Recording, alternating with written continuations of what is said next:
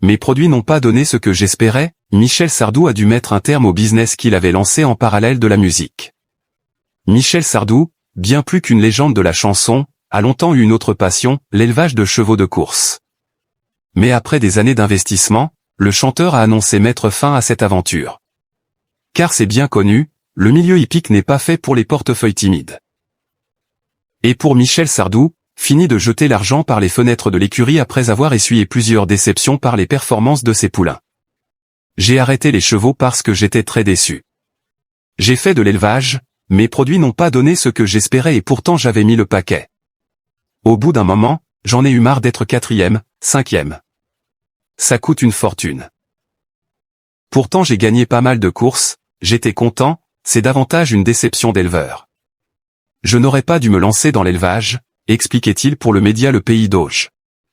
Il précisait avoir alors averti son célèbre entraîneur, Jean-Claude Rouget, que si ces derniers jeunes chevaux ne faisaient pas d'étincelles, il plierait bagage.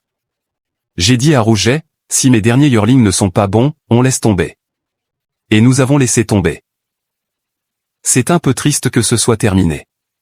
Mais l'élément déclencheur de cet arrêt brutal, c'est aussi la disparition tragique de son grand ami Alec Ed en juin 2022. C'était une véritable légende des courses et le propriétaire du mythique haras du Quesnay, près de Deauville, où Michel Sardou avait ses habitudes et ses chevaux en pension. Suite au décès d'Alec, la famille Ed a décidé de vendre le domaine. Un vrai coup de massue pour le chanteur. Et puis il y a eu la vente du haras du Quesnay, Alec Ed était mon ami. Maintenant je ne saurais plus où mettre mes chevaux. J'étais chez moi au Quesnay, je faisais ce que je voulais, j'allais, je venais.